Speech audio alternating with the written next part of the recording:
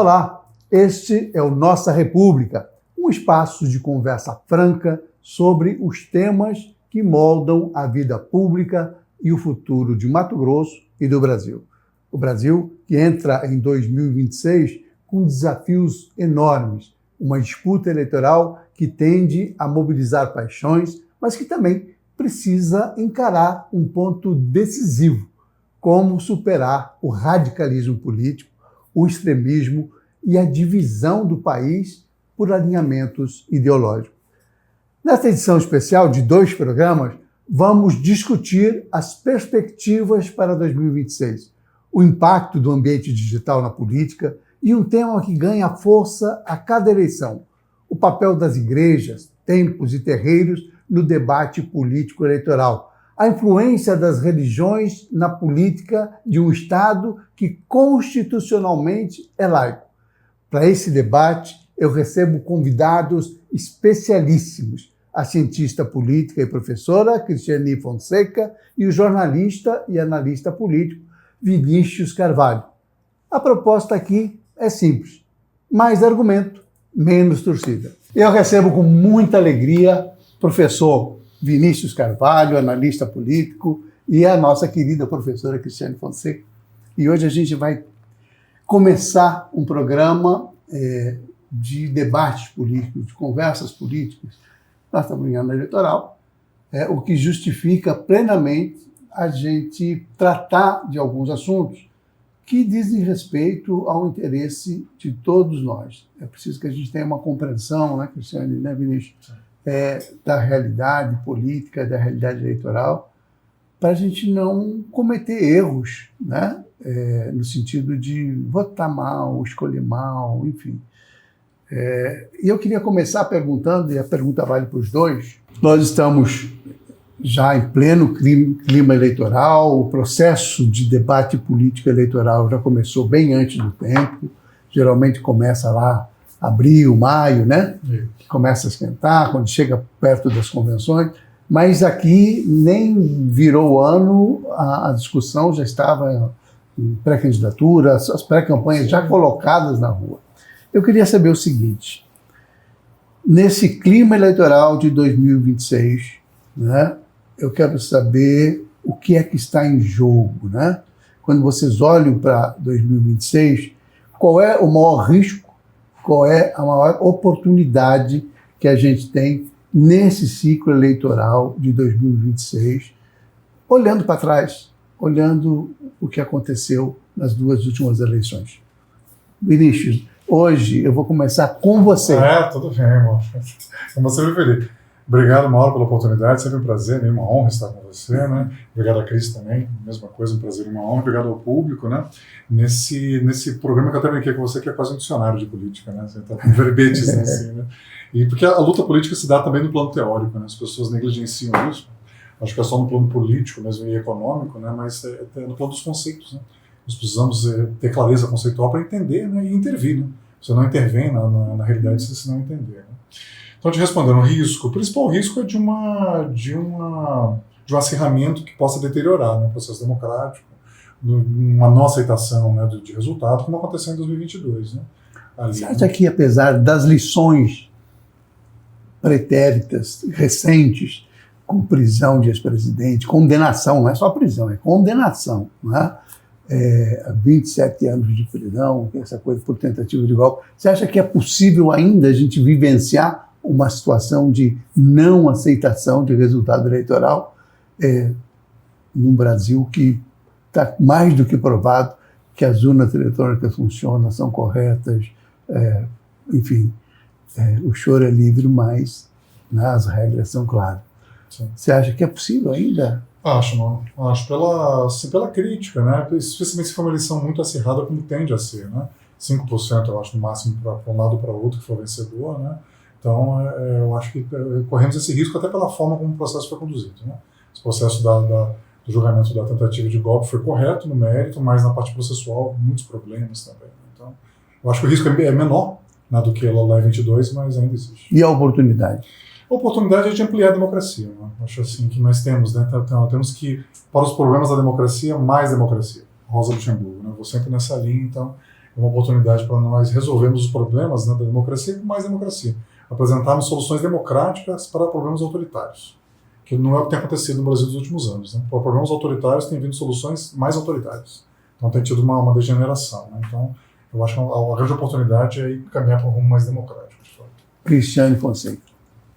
Oportunidades e riscos, ou riscos e oportunidades, por onde você queira começar. Eu quero começar pelos riscos primeiro, né? Eu acho que esse cenário de polarização e uma desconstrução constante das instituições, ela vai continuar fragilizando o processo eleitoral. Porque a gente percebe reiteradamente, né, que o poder judiciário, principalmente, ele vem sendo desconstruído, a justiça eleitoral ela vem sendo desconstruída. Então, quando você desconstrói aquele que é o árbitro do jogo, você não aceita as regras do jogo. Ou só aceita as regras se o resultado for positivo para você. Se esse resultado não é positivo, você já criou uma vacina lá atrás, que é o descrédito nessas instituições, e aí você deslegitima o resultado se ele não faz parte da sua torcida. Então eu acho que esse é um risco muito grande, que são essas reiteradas críticas às instituições, e vejam vocês que as críticas, elas são importantes e necessárias. O problema é descredibilizá-las, e principalmente num tom de senso comum, ou seja, quando essas instituições elas não atendem à perspectiva da minha torcida. Uma outra ponderação que eu faço são essas questões das pessoas continuarem votando em pessoas, né, em projetos de heróis e não necessariamente em projetos programáticos, né? Então a gente cria ainda a figura das lideranças, dos sassamutemas, né? Daqueles que seriam possíveis salvadores da pátria, e aí a pauta de conjuntura, de construção de políticas públicas, elas vão ficando mais fragilizadas. Agora, eu vejo boas expectativas. No quê? Esse tensionamento que 2022 apresentou de forma muito cabal, né, também causou um cansaço na sociedade. A gente percebe que a sociedade vem clamando por uma estabilidade política, né? Vem clamando por uma pacificação política, ainda que muitas vezes o discurso de pacificação por parte dos nossos agentes políticos sempre seja, né, no sentido de fragilização daquilo que muitas vezes é contestado, né, do ponto de vista do que eles defendem. Mas a gente percebe uma sociedade que está buscando, que está gritando, né, para que a gente tenha maior estabilidade política. Então, diante disso, né, de pensar num Brasil que vem fragmentado aí desde 2012, de maneira bastante acentuada, esse cansaço com a política está fazendo por parte da população esse clamor de que a gente precisa de estabilidade. Então isso pode ser um fiel da balança para que a gente tenha um olhar para o positivo nesse ano de 2026. Eu vou continuar um pouquinho nesse tom, Vinícius, porque você lembrou aí a questão do Sassamutema, nós tivemos aí o Caçador de Marajás, né? E que deu no que deu, né? É uma situação que mostra, que revela que muitas vezes a gente aposta em saídas por conta dessa coisa, da figura do herói, o que vai resolver tudo com uma espadada só, enfim. E isso não acontece, não é real, né? E nós estamos aí, o Caçador de Marajás preso, está certo, num apartamento à beira-mar, mas está preso, né? Condenado, etc. E o outro na Papudinha. Então, agora o Brasil tem que parar de eleger presidente presidiário, né? E aí para os dois lados. Acho que é um momento que precisa... E eu queria falar o seguinte, perguntar para você, acho que a Cristiane abordou essa questão de uma forma muito inteligente, mas oferecendo uma perspectiva de melhora, no sentido de que o eleitorado está meio cansado, né? Cansado da polarização. A gente tem essa percepção, a gente como jornalista que investiga muito, que conversa muito, que busca muita informação, busca sentir o clima das situações, a gente percebe realmente que há por menor que seja, há um certo movimento nesse sentido, até no posicionamento político de alguns políticos, que já estão começando a ajustar a bússola, né? Nem tanto para o radicalismo extremo da direita, nem tanto para o extremismo de esquerda, buscando um caminho meio termo, né, nesse sentido. Vocês acham que esses sinais, você ainda, na primeira resposta, aventou o risco de a democracia ainda sofrer algum embate, mas você acha que esse sentimento, essa pequena sensação, sinalização da sociedade brasileira hoje, de rejeitar o radicalismo, de ter atitudes, isso pode dar um alento na perspectiva desse ano, desse processo eleitoral, ou não adianta ficar muito alegre com isso, não? Acho que pode, Simão. Acho que pode, porque várias pesquisas medem isso, né? A pesquisa da Quest, por exemplo, mediu que tem 32% do eleitorado que é independente, né? Não é nem lulista nem bolsonarista. Né? O que é uma grande coisa, né? Quase um terço, né? 32%. Isso é uma outra pesquisa recente também sobre os invisíveis. Eles identificaram 54% do eleitorado que ou é invisível ou é desengajado, né? Quer dizer, a maioria, né?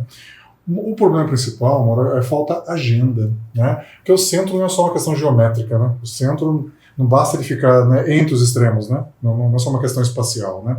Mas qual é a agenda? O centro está sem agenda, né, há muito tempo, né? Então... tem uma agenda de sempre, porque é a agenda da imoralidade, né? Então... Vamos, desculpa eu radicalizar nesse ponto, porque quando a gente fala em centro no Brasil, olhando para o Congresso, o que prevalece é a ideia do fisiologismo, é a ideia do tanto melhor quanto pior fica melhor, né? Porque aí eu tomo lá da cá, enfim, a gente assiste isso muito de uma forma aberta, né? O tal do centrão virou uma coisa desavergonhada, né? O cara não se posiciona como direita nem como esquerda, mas está mais para a direita do que para a esquerda, mais para a esquerda do que para a direita, dependendo do seu interesse pessoal, eleitoral, financeiro, etc. Esse centro também não é bom, né? Pois é, até porque ele não tem projeto, né? Ele adere a qualquer um, né? Ele só faz algumas exigências de ordem conservadora, né? Ele apoia qualquer governo, desde que ele mantenha o nível dos juros, né? Desde que ele não faça reforma agrária, desde que ele não faça grandes mudanças, né? A gente apoia qualquer governo, né? Tem isso, mas falta uma agenda, Mauro, assim, de maior clareza, porque as pessoas falam em terceira via, né, por exemplo, né? Mas terceira via para onde, né? A via é um lugar, né? Eu estou aqui, quero chegar ali, né? Então tem vários caminhos, tem várias vias, né? Me levam de um lugar para outro, né? Então qual é o caminho, qual é a via, né? Então é preciso essa atualização, é preciso surgir uma nova direita no mundo inteiro, no Brasil, isso é inegável, né? A direita se reformou, né, em vários aspectos, não só instrumentais, mas de conteúdo mesmo, né, substantivo, incorporou atores que estavam excluídos, marginalizados do processo, né? A esquerda precisa se renovar muito, né? E o centro também, é preciso surgir um novo centro. Não só na prática, como também no discurso. Total. Concorda com isso? Então, assim, quando a gente fala do centro, é como eu falo, o centro ele é pragmático, né? Eu vejo as pessoas falando muito do MDB, inclusive é uma discussão local aqui, né, só pontuando, o prefeito vem colocado questionamentos em relação ao MDB estar com o PL, né, no sentido de que isso seria uma traição ideológica. Mas quando a gente retoma para os governos Bolsonaro e agora para o governo Lula, nós percebemos um MDB que foi tanto base do governo Bolsonaro como base do governo Lula hoje também. Então, assim, o que há por parte do Centrão é o pragmatismo eleitoral e não necessariamente programático. Então, a construção de uma terceira via que pudesse vir daquilo que as pessoas chamariam de mais equilibrado, ela acaba ficando inexistente, porque esses partidos acabam sendo siglas, né? Do qual pessoas participam dela por ver viabilidade eleitoral e não necessariamente um projeto, né? Então, nesse sentido, eu vejo que a polarização ela ainda vai permanecer presente nesse cenário eleitoral e com pouca qualificação do ponto de vista, né, do que deveriam ser aí propostas, projetos e conteúdos programáticos disputando esse cenário de conjuntura política eleitoral. Eu fico bastante impressionado com a capacidade dos políticos de tecerem saídas, né, para tudo ficar no mesmo lugar, né? É impressionante. A gente vê esse movimento do Kassab agora, unificando, pegando os candidatos principais, né, o Ratinho Júnior, o Leite lá do Rio Grande do Sul, o Caiado de Goiás, tudo dentro da mesma sigla, e, claro, se transformou numa sigla poderosa. Sim. Né? Mas poderosa para barganhar, né? Porque eu vejo pouca contribuição para o Brasil nesse sentido, né? E é uma sigla também dividida tanto quanto o MDB, né? Tem uma parte do PSD que está lá com o presidente, o vice-presidente, Fávaro e etc., e outra parte que está absorvendo a direita de partidos que não se sustentam mais, que não resistem mais estruturalmente, como é o caso do PSDB. Né? O PSDB tem... se desidratou, né? Não, mais do que isso, Cristiano. Eu acho que o PSDB ele está em fase de liquidação. Está naquela coisa, o doente terminal, está nas últimas, tentando aqui, em Mato Grosso, montar alguma coisa que possa manter o partido, enfim. Mas o PSDB, aquele de Fernando Henrique, Mário Covas, aquilo acabou. Né? Esse partido não existe mais. Né? A social-democracia não tem representação alguma. E aí eu falo social-democracia do ponto de vista ideológico. Né? Você não consegue encontrar isso em partido nenhum, em sigla nenhuma. Né? Então, assim, quando você fala em partido PSB, Partido Socialista Brasileiro, não existe como socialista nem como ideologia. Né? Na prática, não existe. Né? Essa situação de fragilidade dos partidos, né? A Cristiane tocou mais de uma vez na questão das siglas servirem apenas como cartório, de uma certa forma, para poder abrigar as pessoas para o jogo eleitoral, mas que não tem uma identidade. Né? Nós vemos o MDB, o MDB do Ulisses, um MDB democrático que lutou contra a ditadura, que abrigou grande parte da oposição brasileira ao regime militar sob suas asas, quer dizer, que foi fundamental, né, para a redemocratização do Brasil. Hoje é um partido de direita, né? Majoritariamente de direita, porque a direita ganhou um espaço eleitoral importante. Dos partidos políticos, da questão, ele falava do pragmatismo, desse centrão, que é sem muito propósito, que, aliás, concordando com a sua definição, né, dos partidos de centro. Mas e aí? Então, Mauro, primeiro é o seguinte, né, eu quero fazer um comentário mais profundo, mais estrutural. Né? Nós somos muito apegados a essas instituições da democracia liberal, né? Partidos, parlamento, imprensa, tá? Só que elas estão em crise. Né? A verdade é essa, elas não têm o mesmo perfil a política que tiveram outrora. A sociedade está em crise do ponto de vista político. Né? Então, quem melhor entendeu e tem aplicado isso são os bolsonaristas aqui no Brasil, né? O chamado Partido Digital Bolsonarista. Né? Uma pesquisa muito interessante que saiu do CEBRAP, Centro de Pesquisa, Centro Brasileiro, né, de Análise e Planejamento, lá de São Paulo, do Marcos Nobre, né, coordenado pelo professor Marcos Nobre, da Unicamp, analisando isso, né, a metodologia de trabalho do Partido Digital Bolsonarista, né, que é muito mais focado nas redes sociais do que nessa estrutura partidária convencional, né? Juventude do partido, aí, filiado, militante, quadro, né, a carreira dentro do partido, regras, né? Você disputa um mandato, depois vem outro, né? Eles são muito mais apegados às redes sociais. Então, os partidos, como instituições, eles estão já defasados, né? E aqui no Brasil, muito oligarquizados também, são muito fechados, né? Homens brancos, idosos, ricos, né? A maioria dos presidentes de partido tem esse perfil, né? Então, por isso entende-se esse déficit de legitimidade dos partidos. No segundo nível é o seguinte, nós estamos numa transição, estamos enxugando o quadro de partidos por conta das reformas eleitorais feitas, né? Em 2017, por exemplo, a reforma que estabelece a cláusula de barreira, né? Que é progressiva, né? Ela vai subindo eleição a eleição, e o acesso ao fundo partidário, ao fundo de financiamento de campanha, ao tempo de mídia, né? Então, a estratégia contida ali é enxugar o número de partidos. Na última eleição em 22, apenas 12 alcançaram a cláusula de desempenho, né? Que é o percentual de votos ou o número de deputados federais. Nessa, agora desse ano, a projeção é que 7 ou 8 atinjam. Né? Então, com um quadro mais enxuto, abre mais espaço para a identidade. Não? Porque com 30 partidos, amigos, não tem identidade. Qual é a diferença do PSC para o PSDB? É tudo igual. Né? Então, agora, com um quadro mais enxuto, de 3, 4, 5 partidos, você consegue ter um pouco mais de clareza das diferenças entre eles. Prevalece o personalismo mesmo, como destacou a Cristiane. Né? O importante é o nome, é a pessoa, é o Marajá, é o caçador de Marajá, né? É aquele que defende teses, muitas vezes, bem personalistas mesmo, né?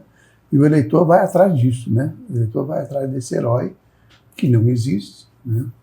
Mas quando você fala dos partidos, me vem a questão programática, principiológica, quer dizer, aquilo que os partidos devem assumir, e é o que deveria unir as pessoas em torno das ideias, né?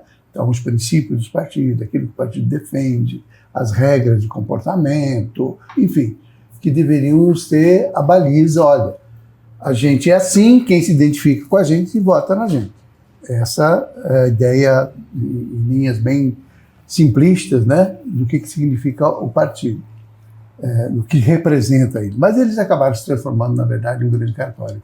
Vocês têm razão, os partidos são utilizados, independente da questão ideológica, independente dos princípios programáticos, de tudo isso, para beneficiar esse ou aquele. Quer dizer, hoje, a grande discussão nesse momento das composições eleitorais é assim, esse partido aqui eu consigo, tenho a chance de me eleger ou de reeleger mais do que aquele. Quer dizer, é uma contabilidade que se faz. Cálculo eleitoral. Cálculo eleitoral. Né? Hoje não importa.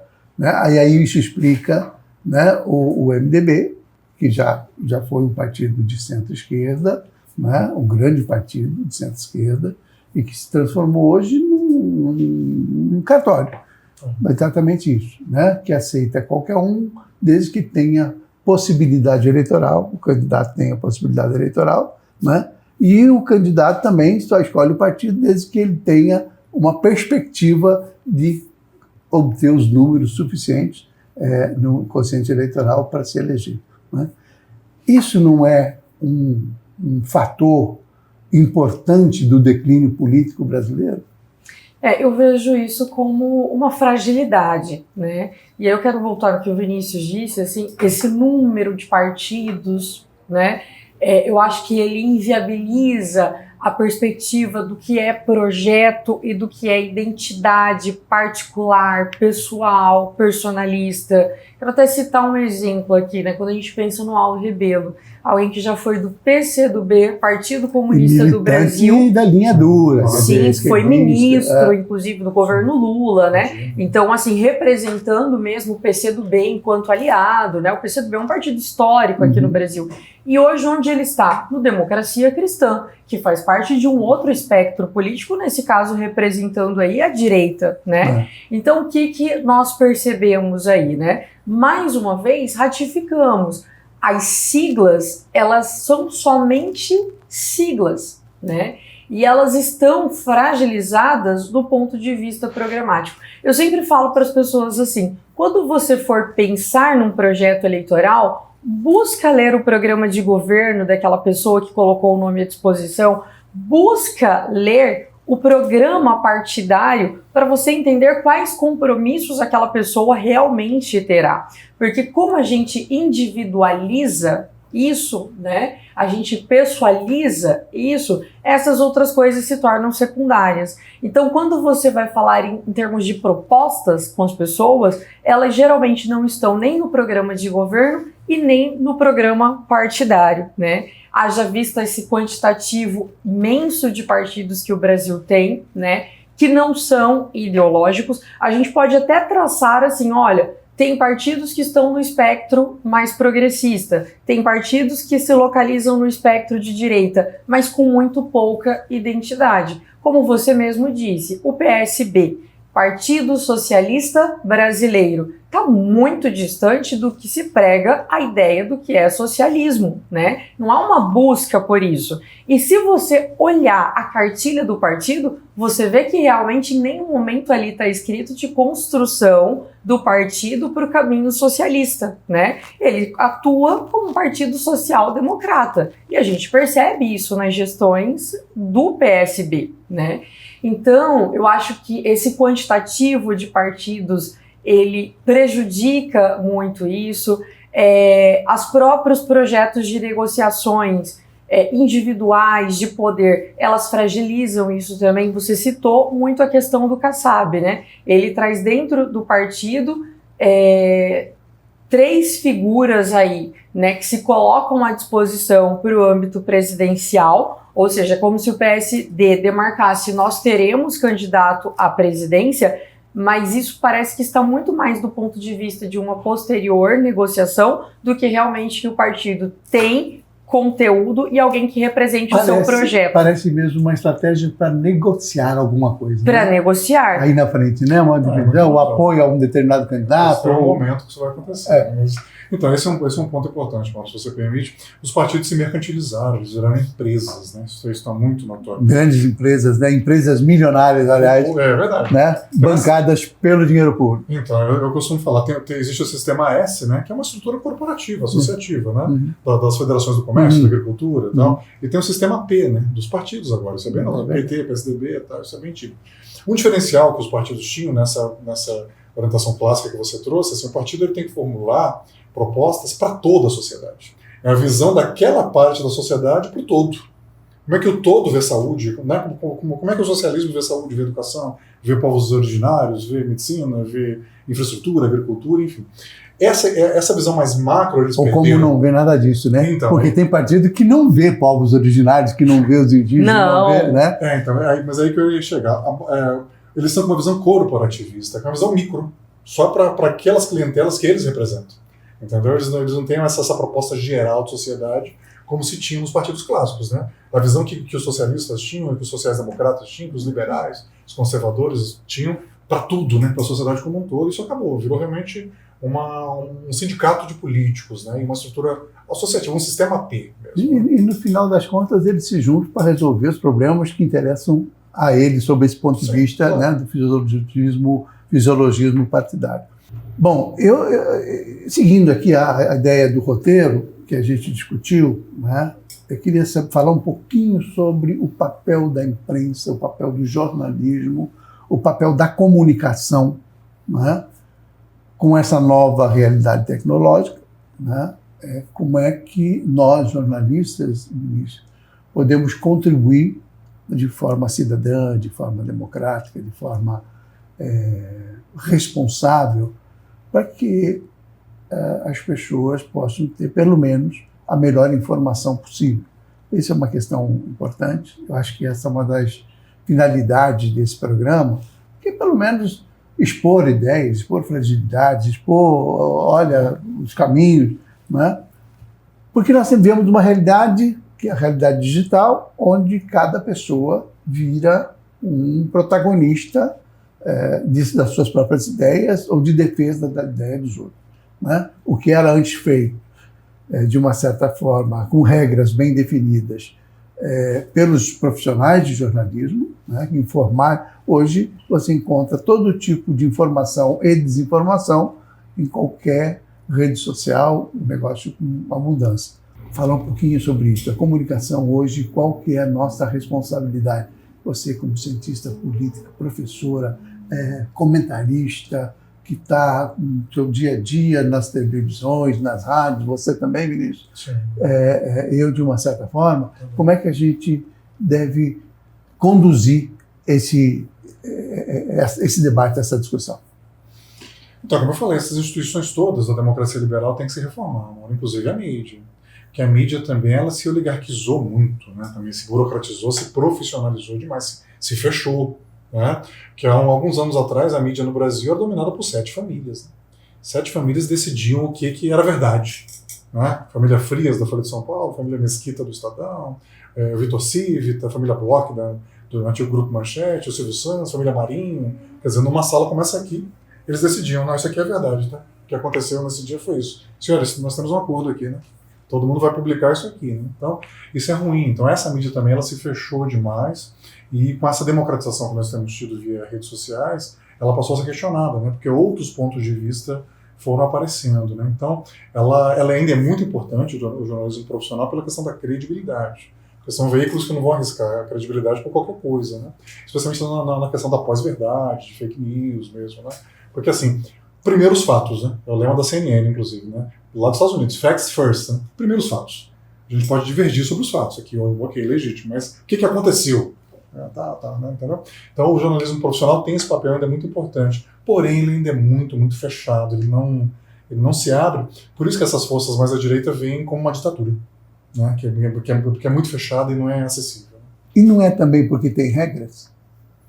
Mas quais são essas regras também, né, Mauro? Não, são regras jurídicas, define, né? Não, sim, mas você tem uma previsão jurídica que diz, olha, você tem que estar assim, você responde pelo que você escreve, você tem responsabilidade sobre o que você divulga. Eu me refiro sobre quem fala, né? Quem participa, quem opina, né? Hoje é tudo muito dependente dos donos dos meios de comunicação, por exemplo, né? Da publicidade, nessa relação com a área comercial. Então é nesse sentido, esse direcionamento assim, de conteúdo editorial mesmo. Porque quando se monta, né, uma pauta, né, você exclui alguma coisa. Por que você incluiu esse tema e não colocou outro, né? Então isso tudo realmente é um processo muito enviesado, muito, muito direcionado. Professora Cristiane. Eu queria entrar no outro viés, porque acho que o Vinícius foi muito feliz ao falar aí sobre os veículos de comunicação que hoje a gente chama de tradicionais, né? Veja só como que as coisas mudaram. Eu queria vir aqui para a questão das redes sociais. Eu acho que a gente tem uma falsa sensação de que as redes sociais é um ambiente totalmente democratizado, né? Por que uma falsa sensação? Porque, assim, rede social, ela é fomentada por algoritmo. Algoritmo não trabalha necessariamente com verdade, ela trabalha com engajamento. E quando a gente fala de engajamento, as informações que mais engajam são aquelas que fomentam medo, ódio, né? Violência. Essas variáveis aí, elas fomentam os algoritmos. E aí o que acontece? O algoritmo, percebendo isso, ele amplifica a possibilidade dessa informação chegar para mais pessoas. Só que tem uma outra variável aí. Alguém patrocina para que isso saia do papel orgânico. Então, será que realmente a gente está vivendo uma regra democrática para todos? Eu acho que aí, mais uma vez, mesmo as redes sociais abrindo a possibilidade para que todos falem, ela também é desigual sob esse ponto de vista de que quem também tem mais condições tem mais possibilidade de investimentos nessas plataformas, financiamentos, publicidade dentro delas, né? E aí você cria um mercado, né, de informações que necessariamente eles não legitimam ou têm compromisso com a verdade. O algoritmo não tem compromisso com a verdade, como eu disse, ele tem compromisso com o engajamento. E nesse sentido, só para fechar, Mauro,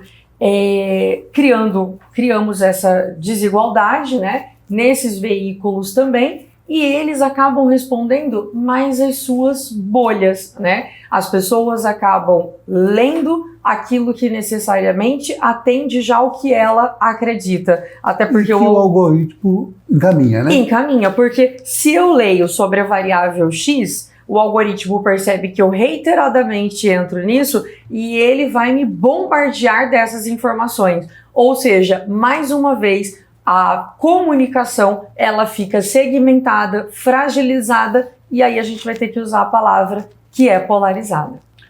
Olha, eu concordo plenamente com as duas teses, acho que elas são, os dois aspectos levantados são super pertinentes, mas eu preciso fazer uma pequena defesa do jornalismo tradicional, quer dizer, aquele convencional anterior às redes sociais, não anterior à internet, mas a esse boom das redes sociais, né?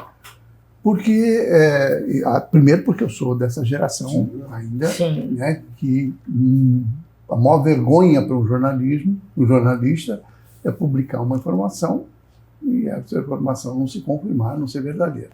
Então, moralmente, individualmente, cada jornalista da minha geração carregou esse peso, né? Então, por isso que as informações eram muito checadas, eram muito averiguadas, no sentido de que a gente garantisse o mínimo de proximidade com a verdade, né? E quando não tivesse, eu tivesse alguma dúvida, deixasse isso claro nas matérias. A gente foi formado para isso, né? Então, o jornalismo, quer dizer, tem todo regras éticas a serem seguidas, obrigatórias, mas por uma questão de sobrevivência profissional, pior coisa do mundo, porque o jornalista só sobrevive no mercado se ele tiver credibilidade. Se ele não tiver, nesse jornalismo tradicional do qual eu venho, né? Se não tiver credibilidade, esquece. Então, se o veículo não tiver o mínimo de credibilidade, ele também, não estou dizendo que o veículo não se preste a defender interesses empresariais ou de grupos econômicos ou de visões políticas do mundo, né? Acho que todo veículo ele tem um alinhamento com algum, mas isso tudo tem, né? Você vai pegar a bancada nossa, que eu acho um equívoco, que essa é uma discussão para o próximo programa. Hoje a representatividade está lá. Ou são evangélicos, a bancada da bala, a bancada do agro, a bancada do... Quer dizer, você não tem a bancada do povo brasileiro. Você tem setores, né, representados dentro do universo do Congresso Nacional que não representam a totalidade da população brasileira, de jeito nenhum, né? Então, isso é ruim, né? Então, assim, só para defender, pontuar que o jornalismo tradicional, ele tem defeitos, claro, né, como toda a profissão, mas ele tem regras claras, definidas, as empresas respondem, o profissional jornalista responde por aquilo que escreve, por aquilo que produz, pela informação que divulga. Hoje, nesse mundo digital, qualquer um fala qualquer bobagem, difama, agride, enfim, e as coisas não se revelam, com raríssimas exceções, não são punidas, né? No geral, as coisas acontecem e ficam por isso mesmo. Então isso é muito ruim, né? E ruim pelo tamanho, né? Pela dimensão que as informações tomam nas redes sociais. Então a questão da vacinação, por exemplo, da desinformação, né? Ao prejuízo que isso causou para a sociedade como um todo, né? E alguém foi punido por isso? Então, né? Só para completar, até por causa do tempo, né? O problema é mais de ordem organizacional, mesmo editorial, dessas empresas. Exemplo, aqui no Brasil, é um dos poucos países do mundo em que um mesmo grupo de comunicação pode ter rádio, TV, internet. Em outros países do mundo, quem tem rádio não tem TV, quem tem TV não tem jornal impresso. Não, tudo bem, mas essa é uma discussão que ainda é pertinente, isso, eu acho. Né? Eu não tenho nem dúvida disso. Mas eu acho que é preciso resguardar princípios, né? Credibilidade, essa coisa. Até porque o que está no papel você não deleta. Fazer só um adendo, Mauro, assim, a gente percebe que até quando a gente fala sobre regras, sobre leis reais, a gente tem isso ainda voltado para a imprensa tradicional, para a mídia tradicional, mas para as redes sociais, não. Esse ainda é um campo esvaziado no que se remete a regras, né? No que se remete a normas, no que é possível, no que não é possível. A gente também tem percebido, há uma percepção também que acontece, como as redes sociais vêm criando um engajamento muito grande, alguns veículos de comunicação, até para concorrer com esse engajamento, muitas vezes também vêm optando por essas matérias de lacres, né? Por esses shows de falas nos veículos de comunicação, mesmo tradicionais, porque começam a perceber que há uma competição real entre o que se está na mídia tradicional e quantos cliques ali também tem, qual audiência que ele tem e o das redes sociais. Então há uma concorrência entre eles, no entanto, em um ambiente ele está regulamentado, ele tem regras reais e no outro ele é um espaço vazio. A ideia de que a gente precisa, o que vem primeiro numa mudança de comportamento em relação à mídia, à sociedade, enfim, aos instrumentos, aos meios que a gente tem disponível para tratar a questão da informação. Mudança nas lideranças, educação midiática, regras nas plataformas ou uma reconstrução de confiança institucional. Podemos começar por esse geralzão aí, Cristiane? Sim. Eu quero começar aqui primeiro pelas lideranças. O que nós não temos hoje por parte das nossas lideranças? Um compromisso, né, em realmente legitimar a verdade e verbalizar e reverberar isso. O que nós temos? Lideranças com pouco compromisso, né, com a verdade, lideranças que fomentam o discurso de fragilização das instituições. Isso faz com que suas bolhas, ou seja, o grupo que se identifica com essas lideranças, fomentem esses sentimentos, né? Então eu vejo que nesse sentido a gente precisaria pensar em lideranças que tivessem mais compromisso, né, com a democracia no sentido do estabelecimento da verdade. E não só disso, né? Do compromisso com a democracia, por quê? A democracia não é necessariamente só vencer as eleições. A democracia também pressupõe que mesmo que eu não vença as eleições, eu respeite o resultado dessas eleições. E muitas vezes essas lideranças, elas vão fomentando ao longo do tempo essa descredibilidade das nossas instituições, justamente para que quando resultados saiam, você já esteja preparado para fazer a crítica. Então eu colocaria aqui, né, que a gente precisaria buscar e cobrar mais das nossas lideranças esse compromisso com a realidade, esse compromisso com a verdade e esse compromisso com a democracia, que passa pelo respeito.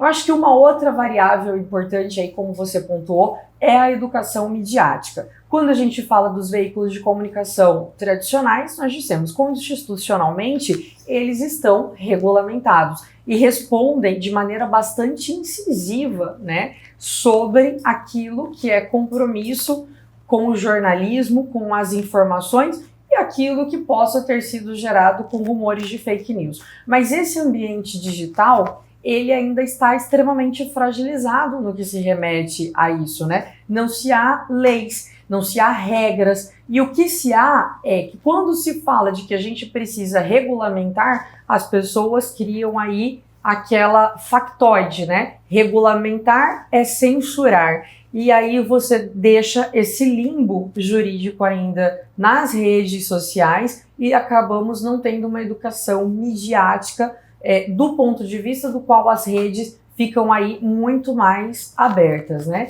E a outra variável, né, que eu pondero, eu acho que é essa reconstrução das nossas instituições, né? Elas também precisam voltar aí a dar credibilidade para a nossa população.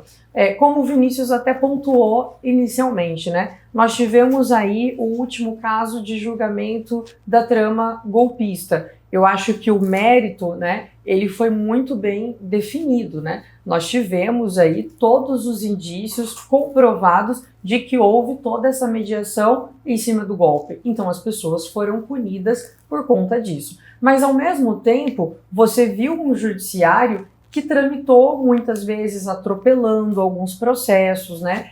E muitas vezes deixando mesmo ali, né, alguns pontos de descredibilidade. Eu colocaria aqui duas ponderações. As pessoas falam muito do Alexandre de Moraes, mas falam do Alexandre de Moraes principalmente aqueles que estão na bolha bolsonarista, né? Como se ele fosse o grande antagonista do Bolsonaro e não legitima a Constituição, processo legal, com realidade, né? Coloca isso como perseguição política. E aí, do outro lado, você vê um Fux que foi exaltado por essa mesma bolha. Por quê? Porque ele fez defesa do Bolsonaro. E aí, depois, esse mesmo Fux, ele faz uma fala que, para mim, do ponto de vista constitucional, ele é preocupante, né? Ele diz que o STF, ele deveria se posicionar muito mais em como a população tem os seus sentimentos, em como a população quer ser representada, ou seja, quais são os anseios da população. E aí isso me preocupa, porque o STF é o guardião da Constituição, é aquilo que nos coloca com o discurso de que a lei é para todos. Então, quando eu falo que o STF deve ouvir o anseio popular, ou seja, quando eu falo que o STF tem que ouvir as ruas, eu não estou credibilizando aquilo que são as leis, e aí eu fragilizo as nossas instituições que fortalecem o processo democrático. Muito bem, vamos seguir em frente. Eu acho que essa posição, acho que foi bem lembrado, Cristiano, acho que a posição do Fux foi lastimável, não que ele não tivesse direito a ter o entendimento que teve, absolutamente correto, se juridicamente aquilo se sustentasse, né? Enfim, acho que perdeu a oportunidade até de defender essa tese, mas de uma outra maneira, né? E, de fato, o judiciário não tem que estar sujeito aos humores das ruas, né? Quem tem que estar sujeito é o Congresso Nacional, são os políticos, são aqueles que recebem votos. Não é o termômetro da rua, não pode ser essa balizar a atuação do judiciário. Vamos continuar um pouquinho nessa toada. Eu falei da questão da representatividade, mas vou deixar também a questão da discussão de um Estado laico, da política laica, da representatividade laica ou não laica. Porque isso tem um componente de influência muito sério, né, na condução das decisões lá do Congresso Nacional, que às vezes nos obriga a engolir certas coisas que não são democráticas, por óbvio, né? Mas nessa linha aí das mudanças, Vinícius, dessa visão de o que vem primeiro, né? Você acabou não se manifestando, e eu queria entender se essas mudanças nas lideranças, se é possível isso. Eu percebo que muita gente já está atuando politicamente de uma forma mais equilibrada, de uma forma um pouco mais séria. Tem muita gente ainda, a maioria, por sinal, que está no oba-oba do vale tudo, né? Quando eu falo de educação midiática, eu estou falando do sujeito passivo, no caso, que recebe a notícia, que está ali tendo acesso ao receptor das mensagens, né? Educação no sentido de ele conseguir identificar aquilo que é uma mentira, aquilo que é verdadeiro, aquilo que é preciso ser considerado ou precisa ser contestado, né? Eu acho que isso é uma coisa extremamente importante, principalmente para estabelecer critérios para os nossos jovens, para o adulto de amanhã, né? Porque hoje a gente vê menino de 14, 13, 14 anos emitindo opiniões absurdas, né?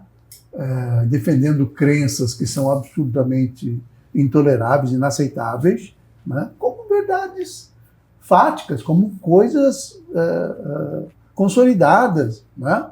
Então isso é muito ruim, porque realmente desinforma muito e aí, como consequência, cria cidadãos com visões distorcidas da realidade, né? Tem gente que acredita que a Terra é plana, gente. Sim. Não é? Tem gente que vacina, transforma o sujeito vacinado em jacaré. Tem umas coisas que a gente, né? Essa coisa de você destruir a credibilidade da ciência, né? Perigoso. É perigoso, né? É perigoso. Isso faz para chegarmos até aqui, né, do ponto de vista da ciência, foi um caminho longo, exaustivo, né? Não dá para você virar as costas e voltar para a Idade Média, né? Também não. E quando eu falo de regras da plataforma, você já se manifestou um pouquinho sobre isso, né? Colocando a questão da liberdade, eu também acho que é uma discussão que precisa ser feita de uma forma séria, ou, por fim, de você tentar, de alguma maneira, restabelecer a confiança institucional que vem sendo perdido, né? O judiciário, o executivo, as instituições de uma maneira geral, né? ONGs, enfim, todas as instituições da sociedade, de uma maneira geral, hoje vivem numa situação de descrédito. E, a meu ver, na maior parte dos casos, injustamente, né? Então, essa manifestação que eu queria ouvir de você. Você é sempre muito eloquente, muito ponderado em relação essas coisas. E com uma profundidade boa, né, Cristiano? Que bom. Então, amigo, eu vejo da seguinte forma, eu fico a última opção, né? Você pediu para escolher, 4, né? Não, mas eu quero que você fale sobre todas. O Cristiano fala sobre todas, eu quero ouvir você sobre todas, se for possível. Então, mas eu começo pela última. Pela última, vamos lá. É bíblico, né? Os últimos serão os primeiros. Né? Vou começar pela última, que é a mudança nas instituições. As outras todas vêm em consequência, né? Porque não é só educação midiática, é educação democrática, né? As pessoas estão aprendendo, entendeu? Mas assim, as instituições precisam mudar. Eu vou na contramão do senso comum, que é contra os fundos, né? O fundo partidário, né?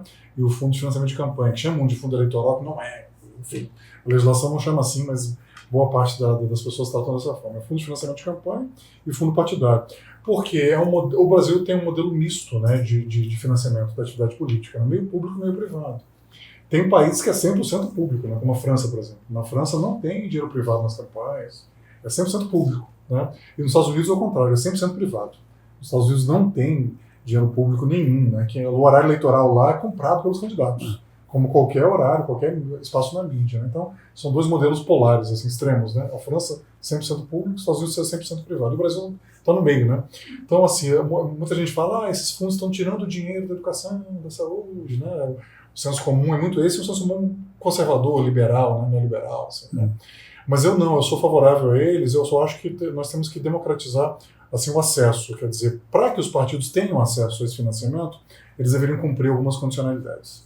Né? Eles deveriam ser obrigados a se democratizar por dentro, né? Renovar suas estruturas. Nós temos dirigentes partidários aí com 30, 40 anos, entendeu? Na presidência de partidos. Não dá. Virou um negócio, né? Não dá. É um grande negócio. Um negócio milionário, vamos falar a verdade. Monarquia mesmo, né? Uma coisa monárquica, né? Da pessoa ficar anos, né? Algo vitalício e hereditário em alguns casos, né? Então, assim, para acessar o dinheiro dos fundos, tem que ter critérios de diversidade na composição, né, do Diretório Nacional, dos diretórios, né, dos executivos, enfim, das instâncias dos partidos. Porque as pessoas acham que isso não tem impacto, mas tem. Muito. Tem um site lá de Brasília, o OLB, Observatório do Legislativo Brasileiro, em que eles analisam a produção legislativa. Né?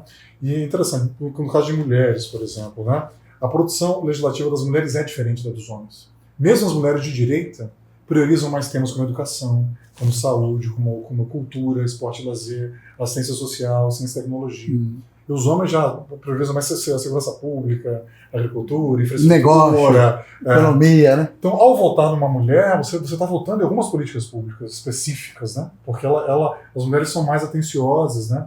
Para questões de cuidado, né? Enfim, de atenção. Então, por exemplo, hoje nós temos a cota de candidaturas, né? 30%. Precisamos ter cota de vagas, né? As vagas têm que ser de mulheres, não só de candidaturas, né? Então, mudanças dessa natureza precisam renovar nossa elite parlamentar, que ainda é uma Câmara dos Homens Bons, né? Como era no Brasil Colônia. O nome do Brasil Colônia era essa Câmara dos Homens Bons. Né? Que eram só homens. Resta saber bons para quê, né? Então, e bons para quem? E muita gente ainda usa essa expressão da pessoa, do cidadão de bem, né? Dos homens de bem, né? Ainda é uma expressão do Brasil Colônia, né? Então é preciso democratizar, né? Quem chega no parlamento brasileiro fala, peraí, não tem mulher nesse país? Não tem pobre, não tem negro, não tem índio, não tem, né? Porque são homens brancos, ricos, idosos e com sobrepeso, né? Boa parte deles, né? Isso que importa. Então essa democratização precisa ser feita. Daí para frente você vai ver outras mudanças. É um negócio. Essa é uma discussão infindável. Né? Acho que acho que é preciso amadurecer mais. Eu acho que aí a grande contribuição que nós jornalistas podemos dar é pelo menos promover o debate, fazer com que as pessoas pensem. Mas o importante que a gente discuta é que essas ideias comecem de alguma maneira a ajudar as pessoas a raciocinarem, né?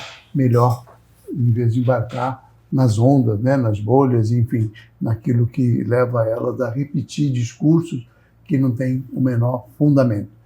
Nossa República vai ficando por aqui, agradecendo nesta edição a participação da cientista política Cristiane Fonseca, do meu querido jornalista amigo Vinícius Carvalho, e prometendo que na próxima semana eles estarão aqui de volta para continuar essa conversa, que acho que é uma conversa super importante, mas sobre outros temas. Conto sempre com a sua audiência. Um abraço a todos.